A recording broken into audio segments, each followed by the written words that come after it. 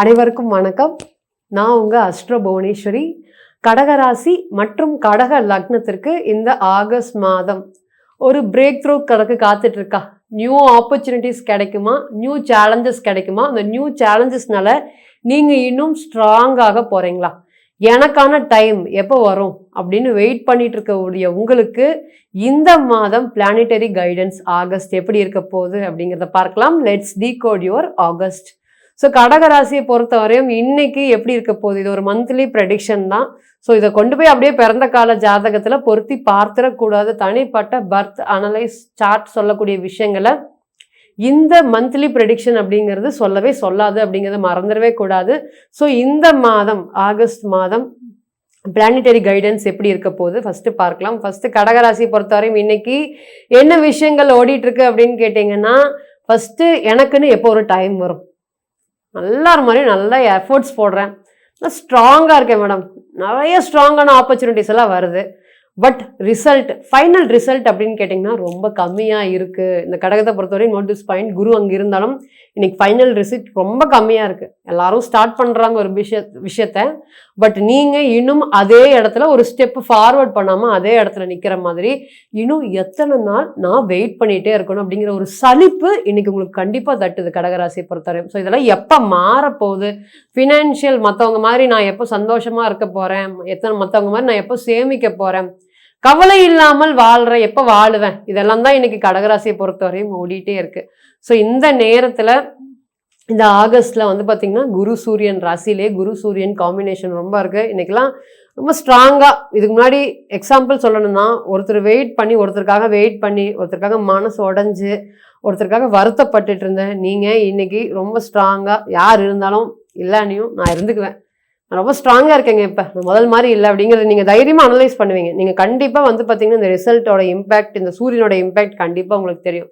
எதாக இருந்தாலும் பார்த்துக்கலாங்கிற ஒரு ஹோப்பு, ஒரு தைரியம் சூரியன் ராசிக்கு வந்தாலே ஆட்டோமேட்டிக்காக ஒரு எவ்வளோ எத்தனாவது அதிபதியாக இருந்தாலும் பரவாயில்ல, 4ஆம் அதிபதியாக இருந்தாலும் பரவாயில்ல, 3ஆம் அதிபதியாக இருந்தாலும் சூரியன் கொடுக்கக்கூடிய ஒரு வில் பவரை எந்த கிரகமும் கொடுக்க முடியாதுங்க. இன்னைக்கு அந்த மாதிரி தான் குரு சூரியன். நீங்கள் யார், உங்களை எத்தனை பேருக்கு முன்னாடி தண்ணியில் போட்ட கல் மாதிரி இருந்தாலும் திருப்பி மேலே வர மாதிரி தான் இன்னைக்கு இந்த கடகராசியை பொறுத்தவரைக்கும் இந்த குரு சூரியன். நிறைய பேரும் புகழும், உங்களுக்கு வராத அவமானங்கள் இல்லைங்க, உங்களுக்கு வராத கஷ்டங்கள் இல்லைங்க, பட் அதெல்லாத்தையும் தாண்டி நீங்கள் ஜெயிச்சுட்டு இருக்கீங்க. அதுதான் இன்னைக்கு நிதர்சனமான ட்ரூத். ஸோ எவ்வளோ பண்ணினாலும் இவங்களை ஒன்றுமே பண்ண முடியலையே அப்படிங்கிற மாதிரி நிறைய பேர் யோசிக்கிற மாதிரி தான் இன்னைக்கு உங்களுடைய லைஃப் ஸ்டைல் அப்படிங்கிறது இருக்குது. உங்களுக்கு எதுவுமே தெரியாதுங்க. நீங்கள் முழுசாக சொல்லணும் அப்படின்னு கேட்டிங்கன்னா ஹோமு, ஃபுட்டு, அதே போல் வந்து பார்த்திங்கன்னா ஒரு ப்ரேயர்ஸு, என்னுடைய சுற்று உறவுகள், நெய்பர்ஸ், இது மட்டும்தான் எனக்கு தெரியும். மற்றபடி வேறு எதுவுமே எனக்கு தெரியாது. இதை தாண்டி நீங்கள் வெளியே ஏதாவது யோசிக்கிறீங்களா? கடகத்தை பொறுத்தவரையும் யோசிக்கவே மாட்டீங்க. எல்லாரும் நல்லா இருந்தால் போதும் அப்படிங்கிற ஒரு கேர் டேக்கர் நீங்கள் தாங்க. ஸோ இதனால் என்னன்னா உங்களுக்கு என்ன வேணுங்கிறத லாட் ஆஃப் டைம் நீங்கள் மறந்துடுறீங்க.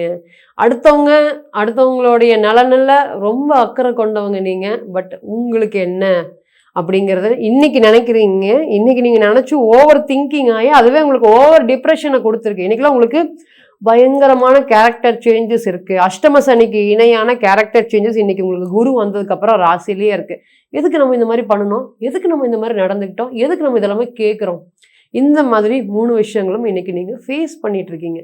ஸோ இந்த டைமில் இந்த ஆகஸ்ட் எப்படி இருக்க போகுது, ராசிக்கு 2ஆம் இடத்துல கேது பகவான் உட்காந்துருக்காரு, ராசிக்கு அஷ்டமத்தில் ராகு, ராசிக்கு 9ஆம் இடத்துல பாக்கியஸ்தானத்தில் சனீஸ்வர பகவான் வக்ரம், ராசிக்கு 12ஆம் அதிபதி புதன் ரொம்ப ஸ்ட்ராங்காக இருக்காரு. அதே போல் 3ஆம் இடத்துல சுக்கிரன் நீசமாக இருக்காரு, ராசியிலே சூரியன் இருக்காரு. ஸோ இந்த மாதம் பிறக்கும் போதே உங்களுக்கு ராசிக்கு 8ஆம் இடத்துல சந்திரன் பயணிக்கக்கூடிய நாட்கள் தான் இது. வந்து நியூவாகவே வந்து ஆகஸ்ட் மாதம் இருக்க போகுது. ஸோ கும்பத்துக்கு சந்திரன் வரும்போது ஒரு பாசிட்டிவான டைம் அப்படிங்கிறது கண்டிப்பாக சொல்லலாம். ராசிநாதன் 8ஆம் இடத்துக்கு போகிறதுனால நீங்கள் பயப்பட தேவையில்லை. ஃபஸ்ட்டு உங்களுக்கு இந்த ஆகஸ்ட் மாதம் என்ன கிடைக்க போகுது அப்படின்னு கேட்டிங்கன்னா லீடர்ஷிப் குவாலிட்டிஸ். ஸோ நான் ஒரு லீடராக இருக்கணும்னு நினைக்கிறேன். குரு சூரியனே லீடர் தாங்க. இப்போ எல்லா இடத்துலையும் நான் ஃபஸ்ட்டு ஒரு இதனால வந்து பார்த்திங்கன்னா நீங்கள் பண்ணின விஷயங்கள், நான் ஒரு விஷயத்த ஆரம்பிச்சிருக்கேன், அதை ஒரு ஃபோக்கஸாக டெவலப் பண்ணுறேன், ஒரு விஷயத்த பில்ட் பண்ணுறேன், அதுக்கு அப்ரிசியேஷன் வேறு யாரோ வாங்கிட்டு போவாங்க, நீங்கள் நின்றுட்டு இருப்பீங்க. நீங்கள் நின்று அதை பார்த்துட்டு தான் இருப்பீங்களே தவிர்த்து உங்களால் எந்த ஒரு ரியாக்ஷனும் கொடுக்க முடியாது. குரு 12ஆம் இடத்துல இருக்கும்போது அது நீங்கள் தொழில் தொடங்கியிருந்தாலும் சரி, பிஸ்னஸ் பண்ணியிருந்தாலும் சரி, ஒர்க் பிளேஸில் இருந்தாலும் சரி, உங்களால் எதுவுமே பண்ண முடியாது. ஸோ இன்னொருத்தர் ஆரம்பிச்சதை நீங்கள் நின்று வேடிக்கை, இன்னொருத்தர் பண்ணினதை நீங்கள் நின்று வேடிக்கை தான் பார்க்க முடியும் தவிர்த்து உங்களால் எந்தையுமே எதிர்த்து பேச முடியாது, ஒன்றும் பண்ண முடியாது. அப்படி 2 கையும் கட்டினா எப்படி இருக்கும், அந்த மாதிரி ஒரு சுச்சுவேஷன் தான் இன்னைக்கு இருந்தது. இதுவே மேரேஜ் ரிலேஷன்ஷிப்லேயும் அப்படிதான். எல்லாத்தையும் நீங்கள் சரி சரி சரின்னு கேட்டுட்டு போன உங்களுக்கு இன்னைக்கு எல்லாமே ஆப்போசிட்டாக நடக்குது. இன்னைக்கு சனீஸ்வர பகவான் 9ஆம் இடத்துல இருக்கிறார். எத்தனை நாள் நான் கேட்கணும், ஹவு லாங் நான் வெயிட் பண்ணணும் அப்படிங்கிற மாதிரி ஒரு சலிப்பும் இன்னைக்கு இந்த கடகராசியை பொறுத்தவரையும் ரொம்ப அதிகமாக இருக்குது. ஸோ இந்த ஆகஸ்ட் மாதம் எப்படி இருக்க போகுது, ஃபஸ்ட்டு வந்து பார்த்திங்கன்னா லீடர்ஷிப் குவாலிட்டி, தைரியம், செல்ஃப் கான்ஃபிடென்ஸ் லெவல் இதெல்லாம் அதிகமாக ஆக போகுது. இன்னொருத்தர் இல்லாமல் நான் வாழ முடியும், யாரை நம்பியும் நான் இல்லை அப்படிங்கிற ஒரு கான்ஃபிடென்ட் லெவல் இந்த நேரம் உங்களுக்கு அதிகமாக ஆக போகுது. ஸோ ஒருத்தரை டிபெண்ட் பண்ணி நான் வாழ்ந்துட்டு இருக்கேன், நான் வந்து பார்த்தீங்கன்னா என்னால் எதுவுமே தனிச்சு பண்ண முடியல, ஒரு வேலைக்கு கூட என்னால் போக முடியல அப்படின்னு சொன்னவங்களுக்கு இந்த நேரம் கான்ஃபிடென்ட் லெவல் ரொம்ப அதிகமாக இருக்குது. ஸோ நியூ பொறுப்பை ஏற்றுக்கிறதுக்கும், நியூ ஆப்பர்ச்சுனிட்டிஸ் கிடைக்கிறதுக்கும், நியூ சேலஞ்சஸுக்குமே இது ரொம்ப ஒரு சூப்பரான டைம். அது எடுத்துக்கலாமா வேண்டாமா, நியூ ஸ்கில்ஸை டெவலப் பண்ண சொல்கிறாங்க ஒர்க்கிங் பிளேஸில், அதை எடுத்துக்கலாமா, கற்றுக்கொள்வதற்கு இந்த நேரத்தில் உங்களுக்கு வாய்ப்பு கிடைச்சா கண்டிப்பாக யூட்டிலைஸ் பண்ணிக்கோங்க. கடகத்தை பொறுத்த வரையும் இது வந்து ஒரு நியூ ஆப்பர்ச்சுனிட்டிஸ்னே சொல்லலாம். ஸோ ரெண்டாவது என்னன்னு கேட்டிங்கன்னா மேரேஜ் லைஃப். இங்கே கடகத்துக்கும் இங்கே சனீஸ்வர பகவானுக்கும் பெரிய கான்ஃப்ளிக்ஸ்.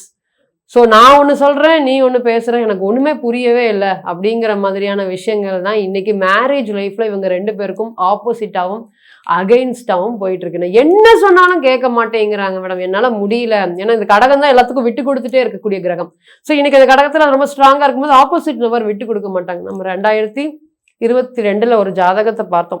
அவர் பார்க்கும்போது அவர்கிட்ட நம்ம சொல்லிடணும், மேரேஜ் லைஃபு எனக்கு தெரியலைங்க சார், நீங்கள் எப்படி சர்வை பண்ணுறீங்கன்னு எனக்கு தெரியல, உங்களோட ஹாரோஸ்கோப் ரொம்ப டஃப்பாக இருக்குது, இந்த ஹாரோஸ்கோப்போட இந்த ஹாரோஸ்கோப் இணைச்சது தப்பு, எப்படி நீங்கள் டே பை டே மேடம் ஒரு நாட்களும் நான் இன்னைக்கு என்ன நடந்துருமோன்னு பயமாக இருக்குது. இன்னைக்கு நிறைய பேர்கிட்ட ஜாதகத்தை காமிச்சிருக்கோம், யாருமே இந்த விஷயத்த சொல்லலாங்க. நீங்கள் சொன்னீங்க ஒரு நாட்களும் கடக்கிறது உங்களுக்கு ரொம்ப கஷ்டமாக இருக்குங்கிற வார்த்தையை நீங்கள் சொன்னனால நான் உங்களுக்கு எக்ஸ்பிளைன் பண்ணுறேன் மேடம். எனக்கு உண்மையாலுமே ஒரு நாள் குடும்பத்துக்காக, சரௌண்டிங்ஸ்க்காக நான் வாழ்ந்துட்டுருக்கேன். எனக்குன்னு ஒரு நாளும் நான் வாழ்ந்ததே இல்லை. வெளி உலகு வெறி மதிப்பு, ஒரே ரூமில் இருப்போம், நாங்கள் 2 பேரும் பேசினதே இல்லை. கிட்டத்தட்ட 10 இயர்ஸ் ஆச்சு மேடம். இன்னைக்கு தான் இதிலிருந்து வெளியே வரலாம், இந்த மேரேஜ் லைஃப்லேருந்து வெளியே வந்துடலாமா, மறுபடியும் மதிப்பு குறைஞ்சிருமோ, கௌரவம் குறைஞ்சிருமோன்னு பயமாக இருக்குது. ஸோ வந்துருட்டுங்களா மேடம் அப்படிங்கிற மாதிரியான கொஷின் கேட்டார்.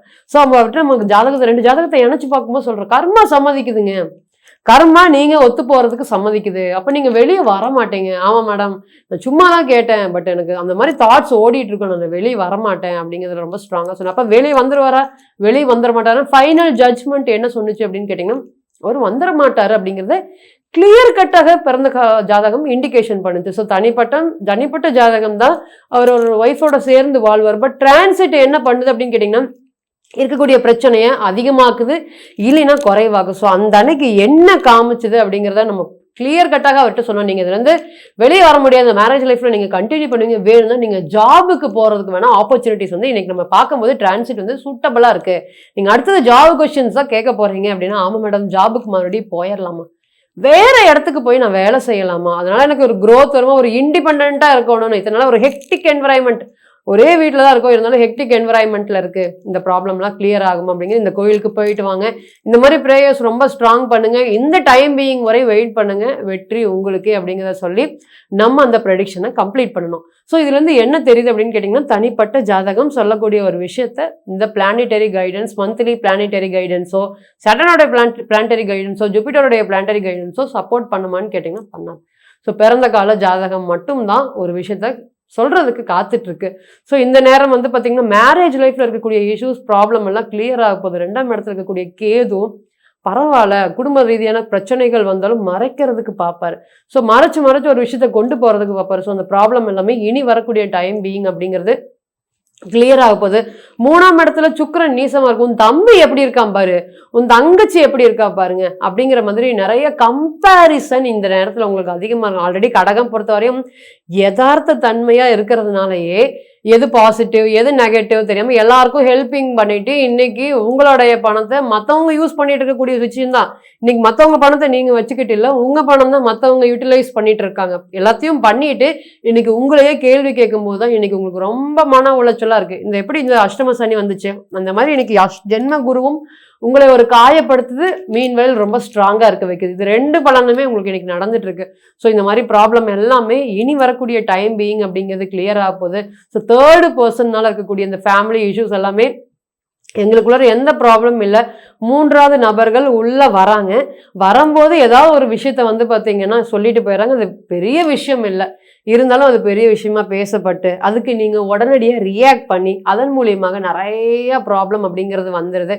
ஸோ இத்தனை நாளாக இருக்கக்கூடிய இந்த ப்ராப்ளத்தெல்லாம் கிளியர் பண்ணணும்னா கூப்பிட்டு உட்கார வச்சு பேசி இது மாதிரி சொன்னாங்க கரெக்டா இல்லையா? ஏன்னா உங்களுக்கு தெரியும், கடகத்தை பொறுத்தவரை ஒரு ஆழமறை மாதிரி எல்லாரையும் வந்து அரவணைச்சு கொண்டு போய் எந்த பிரச்சனையும் இல்லாமல் பார்த்துக்கணும்னு நினைக்கக்கூடியவங்க. கூப்பிட்டு உட்கார வச்சு பேசி இந்த மாதிரி ப்ராப்ளம் இருக்குது, இது கரெக்டாக இது ராங்கா, யார் பண்ணது தப்பு அப்படின்னு சொல்கிறதுனால, நீங்கள் கேட்கறதுனால, காது கொடுத்து கேட்கறதுனால இந்த மாதிரி தேர்ட் பர்சனுடைய இன்ஃப்ளூயன்ஸ் எல்லாமே படிப்படியாக அன்னெசரியாக இருக்கக்கூடிய ப்ராப்ளம்ஸ் எல்லாமே நீங்கள் கிளியர் பண்ண முடியும். ஸ்டூடெண்ட்ஸை பொறுத்த வரையும் இந்த 4ஆம் அதிபதி ரொம்ப வீக்காக இருக்கிறதுனால நிறைய வந்து பார்த்திங்கன்னா கான்சன்ட்ரேஷன் அப்படிங்கிறது ரொம்ப இம்ப்ரூவ்மெண்ட்டாக இருக்கும்.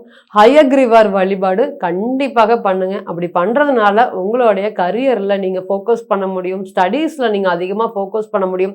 3ஆம் இடம்ங்கிறது கம்யூனிகேஷன். அப்போ இன்னைக்கு படிச்சுக்கலாம் நாளைக்கு படிச்சுக்கலான்னு ஒரு நாளையும் நீங்கள் தள்ளி போடுறதுக்கு வாய்ப்புகள் ரொம்ப அதிகமாக இருக்குது.